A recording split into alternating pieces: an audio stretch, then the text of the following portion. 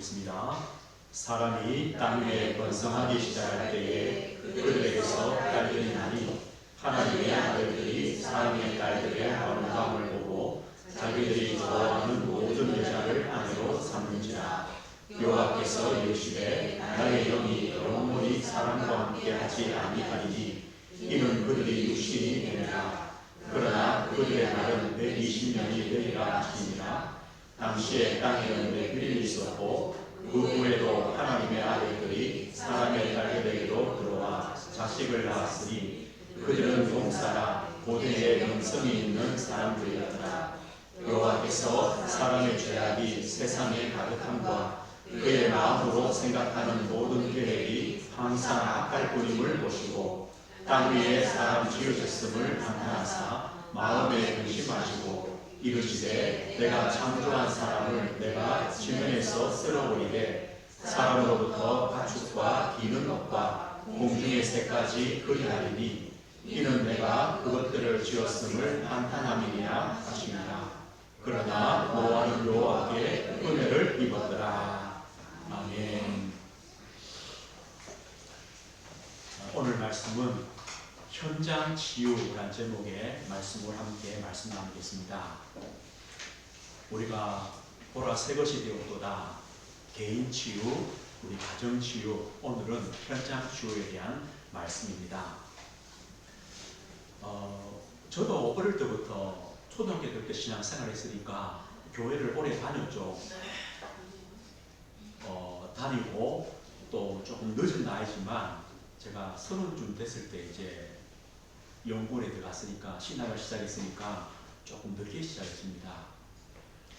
제가 이제 신학 공부를 하면서 제 마음에 좀 궁금한 점이 있었습니다. 어떤 거냐 하니까 이 현장을 보는 눈이 왜 다를까라는 겁니다.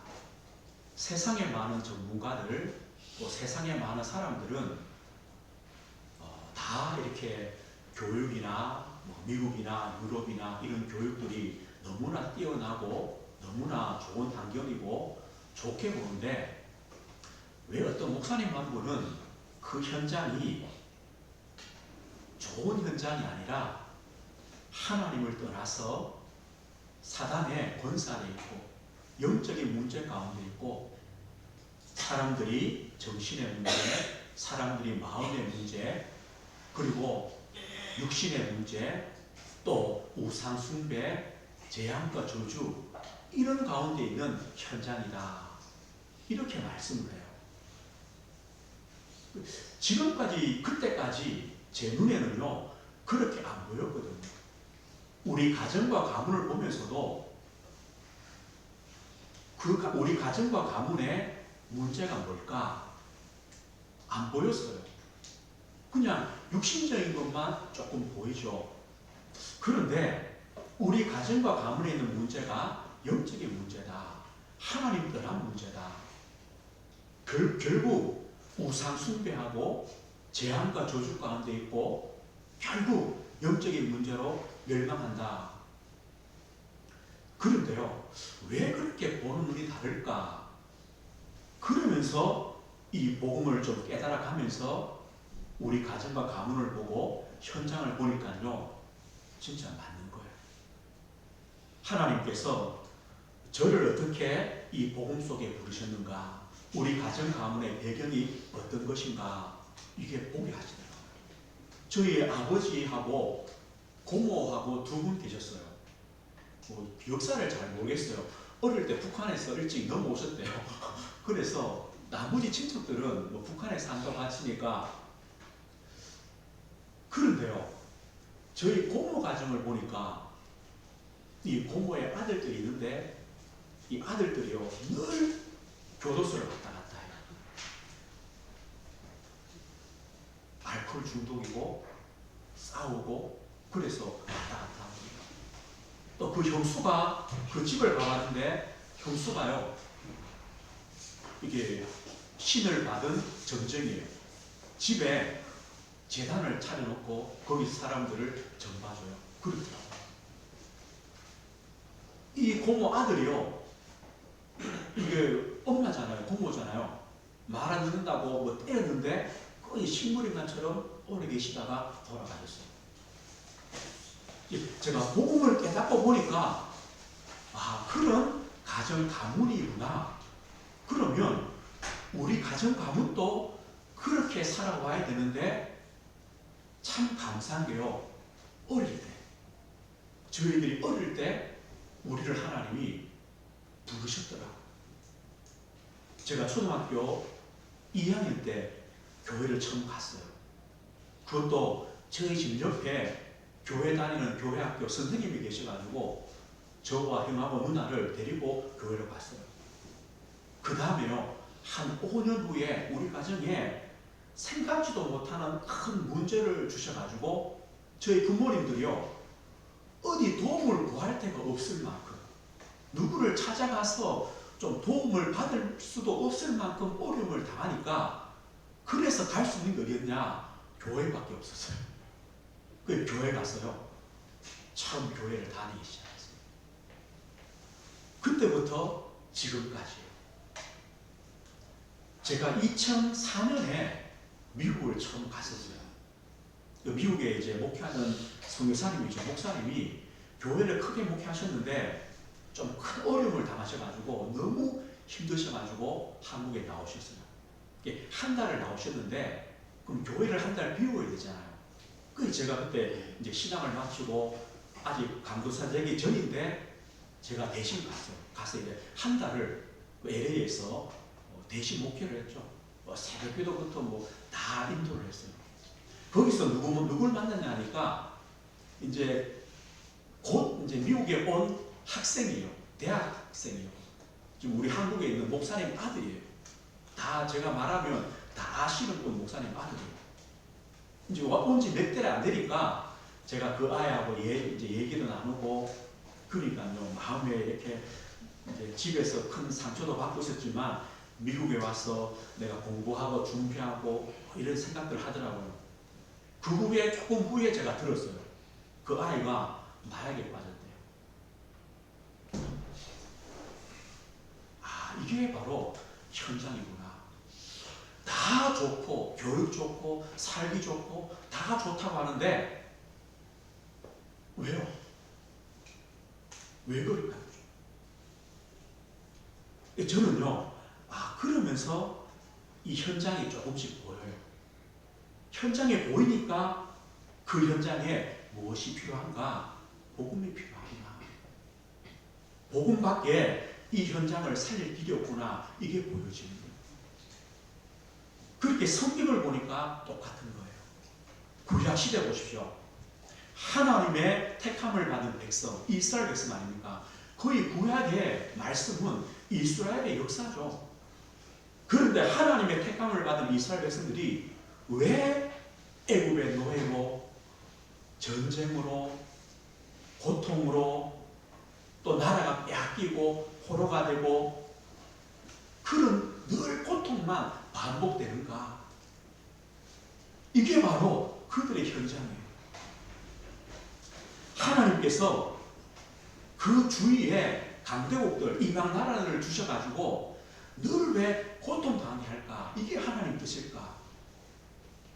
하나님께서 저 이방 나라를 통해 그 이스라엘 조그만 나라가 영향을 받게 하시느냐? 아니면 그 작은 나라를 통해 이방 나라에 영향을 주느냐? 하나님이 원하시는 걸 뭘까? 하나님은 뭐겠어요?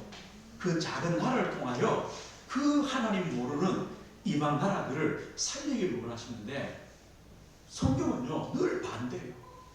늘 고통당하고. 그런데 그 이유를 성경에 말씀해요.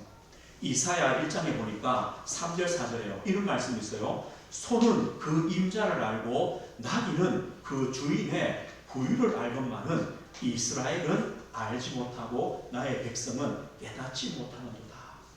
소도 주인을 알잖아요. 나귀도 자기 밥 먹여주는, 밥 주는 자기 부유를 알아요. 이 나귀가 옆집 부유에 가서 있으면 밥 줍니까? 아무리 이 미물 같은 짐승이라도 밥 주는 주인을 아는데 이스라엘 백성들은 그걸 모른다. 이스라엘 백성의 주인이신 하나님, 그들을 먹이고 입히시는 그 하나님을 알지 못한다. 아, 이거구나. 결국 이것 때문에 노예되고 전쟁당하고 고통당하고 포로되고 소국되는구나. 이게 바로 현장이구나. 신약시대 보십시오. 예수님이 뭘 하셨느냐? 현장을 보시고 이렇게 말씀해요. 마태복음 9장 36절에 보니까 무리를 보시고 불쌍히 여기시니 이는 그들이 목자 없는 양과 같이 고생하며 기다립니다. 양인데요, 목자가 없어요. 목자가 없으면 이 양이 어떻게 살아갑니까? 누가 밥을 줍니까? 누가 인도를 합니까? 누가 보호를 합니까? 그러니까 이 양들이요, 고생밖에 없어요. 힘이 다 빠져서 방황해요. 예수님이 이렇게 보셨어요. 수고하고 무거운 짐진 자들아 다 내게로 오라. 내가 너희를 싫어했다. 수고하고 무거운 짐에 눌려있는 인생이에요. 사도행전 3장에 보니까요, 성전 미문에 앉은 나면서부터 못 걷는 사람, 성전 미문에 앉아있는 안전병인데 이 사람이요, 나면서부터 못 걸어요. 이게 운명 아닙니까? 육신의 문제입니까? 아닙니다. 영적인 안전병입니다. 성전 미문에 앉아있지만 하나님을 모릅니다. 예배할 수 없습니다. 이게 바로 우리 인생의 모습입니다. 사마리아 지역 보십시오. 귀신 들린 자, 중풍병자, 못 걷는 사람들, 온갖 저주와 재앙이 있는 자. 혹시 이 사마리아가 지금 우리가 사는 이 지역이 아닙니까? 바울이 전도하러 갔습니다. 가서 처음 본 것이 뭡니까? 무속에, 점술에, 우상에 빠진 현장. 그 현장에 그리스도 복음으로 그들을 살렸습니다. 오늘 저머리 성도님들이 우리 가정과 가문을 한번 보십시오. 어떻게 보이십니까? 잘 살아가고 있다. 별 문제 없어. 괜찮아. 이렇게 보이십니까? 내가 사는 지역, 내 산업, 거기서 만나는 그 영혼들을 한번 보십시오. 그래. 열심히 잘 살고 있어. 이렇게 보이십니까? 아니면요, 오늘 성경에 말씀하시는 대로 하나님을 떠나서 하나님을 알지 못하여 유리방황하는 그런 인생으로 보입니까? 어젯밤에요, 8시 넘어가지고 제가 이제 교회로 오는데 계단에 컴컴하잖아요. 한 사람이 앉아가지고 있더라고요. 그 제가 옆에 싹 피해서 내려오는데 목사님이세요? 그래요. 예, 맞다고 하니까 이분이 벌써 이렇게 연세가 좀 드신 분인데 막걸리를 한 통 다 비웠더라고요. 그 계단에 딱 앉아가지고 막걸리를 다 비우고 계세요. 오늘 뭐 낮에 일하다가 이제 손을 다쳤다고. 그래서 6개월 동안 술 끊었다가 또 한 병 마셨다고 그러죠. 막 중얼중얼대요. 그 저한테 뭘 물어보자니까, 목사님, 신이 존재해요? 라고 물어봐요. 신이 있어요? 그 신이 있으면 왜 내가 이렇게 다칠까요?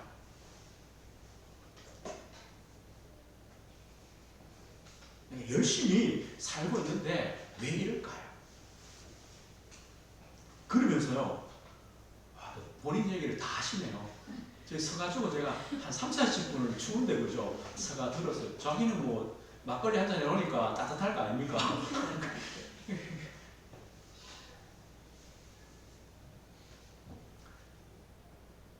그 제가 이제 가셔가지고 빨리 주무시고 술 깨시면 오세요. 교회 오세요. 제가 그랬거든요. 왜 그렇습니까? 사람들은 질문합니다. 하나님 진짜 있냐? 안 믿으면서 그러죠. 진짜 있냐? 있으면 왜 이러냐? 계시는데요, 못 만나서 그래요. 하나님이 분명히 계시는데 만날 수가 없어서 그래요. 길을 몰라서 그래요. 이게 바로 우리의 현장입니다. 주님은 그 현장에 우리에게 명령하십니다. 제자를 찾아라. 복음을 전해라. 예수 이름으로 그 현장을 치유해라. 땅끝까지 증인되어라. 이 말이 뭡니까? 그 현장에 복음이 아니면, 예수 그리스도 이름 아니면 살 길이 없다. 이것을 말씀드리는 거죠. 오늘 보십시오. 그러면 지금 이 시대에 우리가 꼭 보아야 할 현장이 어떤 것입니까? 어떻게 봐야 됩니까? 오늘 노아 시대와 같은 이런 현장임을 우리가 보아야 됩니다. 노아 시대는 네피림 시대라고 오늘 성경에 말씀합니다. 이 네피림이 도대체 뭡니까? 위에서 떨어진 자, 이런 나팔이라는 뜻에서 왔다고 합니다. 위에서 떨어진 자. 오늘 4절에 보면요, 네피림이 있었는데 그들은 용사가 고대에 명성이 있는 사람이다. 거인들이다. 그렇죠? 용사다. 명성, 아주 유명한 사람들이다. 이게 바로 네피림이에요. 그런데 보십시오. 왜 용사요, 장수들이요, 거인들이요, 유명하고 명성 있는 사람인데 그 노아 시대가 멸망됩니까? 이겁니다. 지금 이 시대를 보십시오. 대단한 인기와 성공과 힘을 가지고 있습니다. 그런데 이 시대는요, 사단에 장악되어 결국 하나님 떠나 멸망하는 시대입니다. 이게 바로 네피림입니다. 대단해 보입니다. 사단은요, 이걸 든답니다. 대단한 사상, 그런데 틀린 사상, 틀린 이념, 틀린 종교를 가지고 이 시대를요, 멸망시킵니다. 저 중국, 북한 가보십시오. 뭐 때문입니까? 틀린 사상, 틀린 이념, 이것 때문에요, 여전히 복음을 핍박하고 복음 운동을 못하게 합니다. 그 나라가 재앙과 저주 가운데 있지 않습니까? 사단은요, 이렇게 합니다. 사단은요, 틀린 종교를 가지고 사람들을요, 그 인생을 망하게 합니다. 인기 있습니다. 명성이 있습니다. 큰 힘을 가집니다. 그런데 결국은 망합니다. 에베소 6장의 말씀이 분명합니다. 이 사단은 마지막 때에요, 통치자들, 권세들, 어둠의 세상 주관자들, 하늘에 있는 악한 영들, 이들을 통하여 역사한다. 우리의 싸움은 이들과의 영적인 싸움이다. 우리가 우리나라와 이 민족을 위하여 진짜 기도할 이유도 여기 있습니다. 우리가요, 이렇게 예배한다는 게 얼마나 축복입니까? 북한에서는 예배할 수 있습니까? 어떤 목사님 그러시더라고요. 북한에도 교회가 있긴 있어요. 있는데 없어요. 그 교회는 그냥 사람들에게 보여주려고, 해외에서 손님들이 오면 보여주려고 지은 예배당이고 드리는 예배지 없어요. 북한의 종교는 뭡니까? 유일하잖아요. 김일성 종교입니다. 사단이요, 한 사람을 장악하니까 지금 수십 년 동안 그 땅이 흑암의 땅이 됩니다. 이게 네피림입니다. 그럼 우리나라라고 그렇지 않습니까? 틀린 이념, 틀린 사상 가진 한 사람이 세워져서 이 나라의 생각을 바꾸어 버리면 우리는요, 이 신앙을 자유롭게 못합니다. 이게 바로 네피림입니다. 이런 시대가 앞으로 점점 옵니다. 과학기술이 점점 발전하겠죠. 그럴수록 뭐가 됩니까? 네피림 시대가 되어집니다. 오늘 이 시대의 특징이 뭡니까? 오늘 2절에 말씀하죠. 자기들이 좋아하는 대로, 이겁니다. 유명하죠, 힘이 있죠, 성공하죠, 인기를 가졌죠, 권력 가졌죠. 그러니까 하나님 필요 없는 겁니다. 자기들이 좋아하는 대로. 이게 이 시대입니다. 하나님이 말씀하십니다. 3절 보니까요, 나의 영이 영원히 사람과 함께 하지 아니하리라. 하나님의 영이 함께하지 않는 인간이 되어버리는 겁니다. 원래 사람은 누굽니까? 하나님의 형상대로 지음받았습니다. 그런데 하나님 떠나니까 어떤 사람이 되어버립니까? 죽을 수밖에 없는 연약한 인생이 되어버렸습니다. 병든 인생이 되었습니다. 에노스가 되었습니다. 이게 바로 사람입니다. 하나님이 함께하지 않습니다. 결국 그들은요, 뭐밖에 없습니까? 육신이 됩니다. 육신밖에 없습니다. 그럼 육신이 할 때 뭡니까? 죄 덩어리입니다. 이거밖에 안 남았습니다. 그 결과로 노아 시대 보십시오. 죄악이 세상에 가득했다. 죄악이 세상에 꽉 찼다. 사람들의 마음에 생각하는 모든 계획이 항상 악하다. 지금 사람들이요, 이렇지 않습니까? 죄악이 가득 찼습니다. 악한 생각밖에 없습니다. 어제도 보니까요, 저 어디 네팔 쪽에 이제 등산을 하다가 지금 한국 분들이 선생님들이죠. 4사람인가 조난을 당했어요. 눈사태 때문에. 문제는요, 우리가 그런 뉴스를 들어도 저부터도 아무 감각이 없어요. 아, 또 4사람 죽었구나. 저 왜 갔지? 이것밖에 생각이 안 들어요.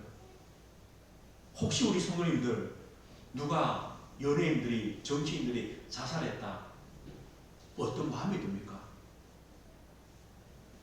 또 하나 죽었구나, 이거 아닙니까? 이게요, 이게 우리예요. 이게 이 시대예요. 죄악이 가득해요. 마음에 생각하는 것이 악한 밖에 없어요. 이만큼요, 우리도, 하나님 믿는 우리도 무뎌졌다니까요. 물들었다니까요. 이게 바로 노아 시대예요. 지금 우리 시대예요. 하나님은 이 네피림 시대, 노아 시대의 결말이 무엇입니까? 하나님이 한탄하시고 근심하셨다. 하나님이 탄식하는 시대, 탄식하시는 시대다. 이 시대를 어떻게 살리게 되냐? 결국 하나님이 심판하십니다. 하나님은 뭐합니까? 내가 창조한 사람을 내가 지면에서 다 쓸어버리겠다. 다 없애버리겠다. 하나님의 심판입니다. 이게 바로 네피림 시대의 결말입니다. 그럼 보십시오. 우리가 사는 이 시대, 우리 자녀들이 살아가야 될 이 시대가 네피림 시대라면 그 결말이 뭡니까? 멸망이죠. 재앙이죠. 저주죠. 이 시대를 살아가는 우리가 어떻게 해야 되겠습니까? 오늘 이걸 말씀합니다.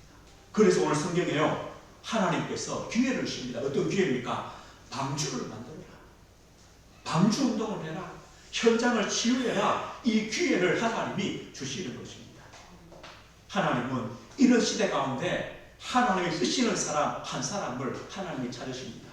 그 사람이 누굽니까? 노아입니다. 오늘 8절에 보십시오. 그러나 노아는 여호와께 은혜를 입었더라. 그러나 이 시대가 네피림이요, 하나님이 멸망시킬 시대지만 그러나 노아는 여호와께 은혜를 입었다. 오늘요, 저 우리 성도님이 이 한 사람입니다. 그러나 은혜를 입었다는 건 뭡니까? 하나님의 눈에 발견됐다는 겁니다. 하나님의 마음에 들었다는 겁니다. 오늘 9절 보십시오. 노아는 누굽니까? 의인이요 당대의 완전한 자라 하나님과 동행했다. 와, 노아는 죄가 없었구나. 아닙니다. 노아는 죄인입니다. 모든 사람이 죄인입니다. 이겁니다.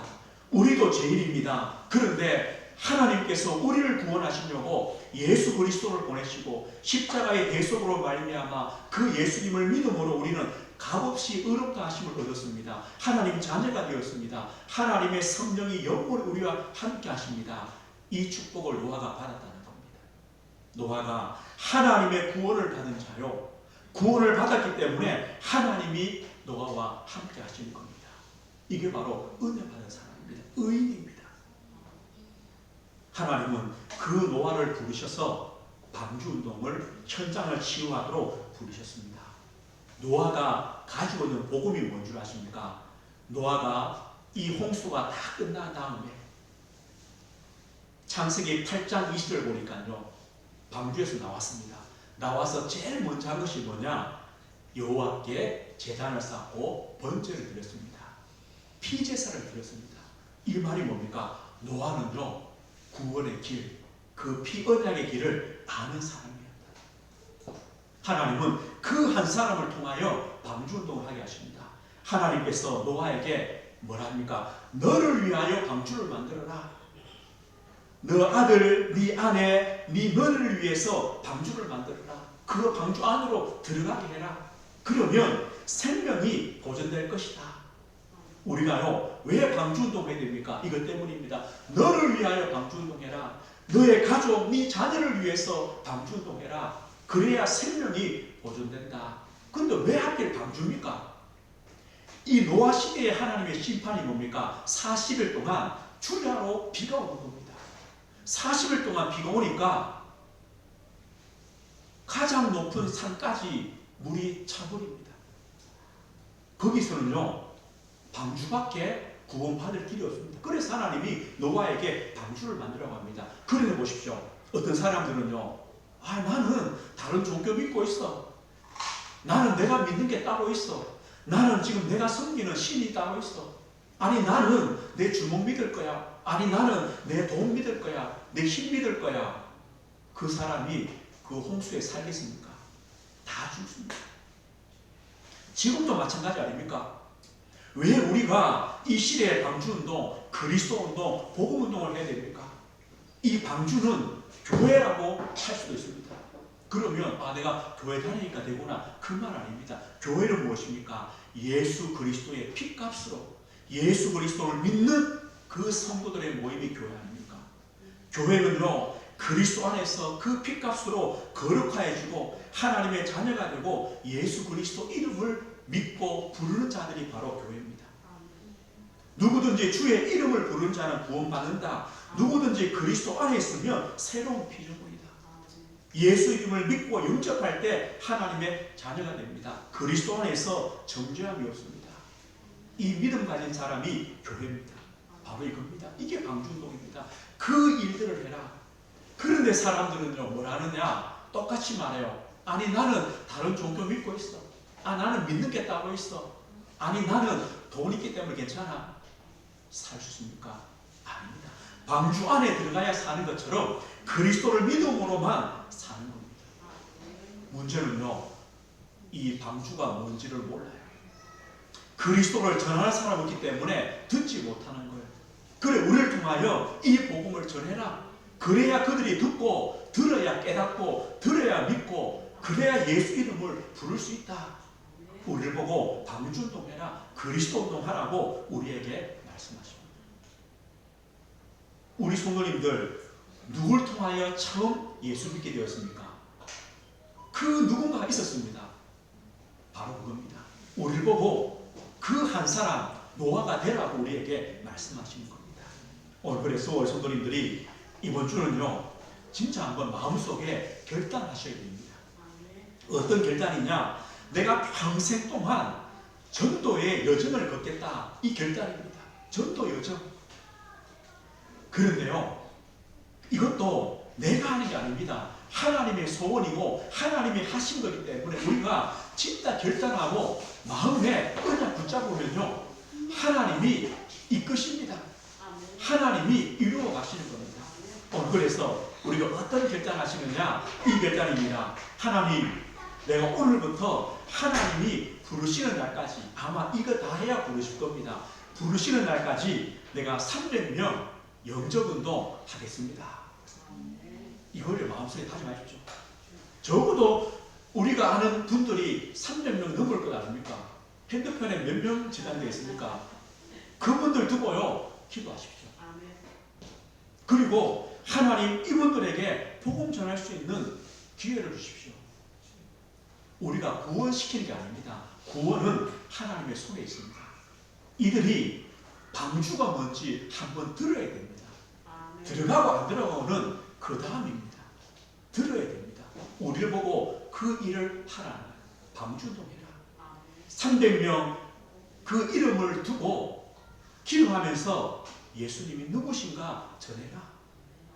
그러면 하나님이 영생 주시기로 작정된 자들이 있고 창세전에 하나님이 구원하시기로 예정하신 자들이 있기 때문에 복음 받는 사람이 있을 것이다. 그 중에요 10분의 1만 받아도 돼요. 얼마인지는 몰라요. 그래서 진짜 이 사람들이 영접하면 30명이 영접되면 그 사람들에게 말씀 운동을 해라. 왜냐하면요 영접하고 놔두면은 영적인 고아 되어버려요. 예수 믿고 그 다음이 없으면 영적인 고아예요. 이분들에게 복음이 뭔가 밥도 주고 물도 주고 자꾸 키워야 돼요. 이게 말씀 운동이에요. 이분들이 올바른 복음을 깨닫고 신앙생활 하도록 자꾸 도와줘야 돼요. 이 말씀을 하십시오. 300명 영접운동을 시작하십시오. 30명 말씀운동을 하십시오. 그러면 그 중에요 진짜 저 우리 소도인 같은 또 이 말씀운동 영접운동 할 수 있는 제자가 나올 겁니다. 한 사람만 나와야 돼요. 한 사람만 나와요. 그럼 이 한 사람이요 또 300명 하는 겁니다. 또 그 한 사람을 통하여 또 300명 하는 겁니다. 이게 바로 방주운동입니다. 이것을 저월의 성도님들이요 뭐 하시냐? 마음속에 결단하는 겁니다. 하나님, 오늘부터 내가 하나님의 부르시는 날까지 전도의 여정, 전도자의 걸음을 걷겠습니다. 내가 300명의 영접운동하고 30명의 말씀운동하고 3명의 제자를 세우는 그 인생을 살다가 주님께 부름받겠습니다. 저는요 이제 교역자가 되고 또 부목사가 되고 하면서 늘 했었습니다. 쭉 매년요 명단을 쭉 기록해 보면 20명에 30명 사이에 이 복음을 전하는 영접을 하는 그런 분들이 있었습니다. 그 제가 이제 사역을 하고 또 교회를 오고 하면서요 저도 그 시간들을 많이 놓쳤어요. 저도 이번 주간에 말씀 준비하면서 저도 새로운 결단입니다. 하나님, 저부터도 이 영접운동, 말씀운동, 제자운동을 다시 시작하겠습니다. 함께 결단하신 겁니다. 그래서 2020년이 우리 은혜교회 전도운동의 원년이 되는 겁니다. 하나님이 역사하실 것입니다. 하나님의 소원이 됩니다. 오늘 말씀했습니다. 우리가 현장을 어떻게 보는가에 따라서 그 현장에 무엇이 필요한가가 보입니다. 이 시대가 네피림 시대입니다. 결국 멸망의 시대입니다. 그래서 복음이 필요합니다. 오늘 하나님의 은혜 받은 한 사람이 필요합니다. 저와 우리 성도님들입니다. 그러면 무엇을 먼저 시작합니까? 24시간 기도로 집중하십시오. 이게 우리의 시작입니다. 하나님께 기도로 시작하시는 겁니다. 그러면 됩니다. 그럼 하나님이요 문들 여십니다. 만남을 주십니다. 우리가 가진 내용은 뭡니까? 노아 시대에는 방주 아니면 안 되었습니다. 이 시대는요 그리스도 아니면 안 됩니다. 우리가요 오직 예수 그리스도, 우리의 수준, 내 형편 아무 관계 없습니다. 구원의 길은 오직 예수 그리스도 밖에 없습니다. 이것이 우리가 가진 유일한 이유입니다.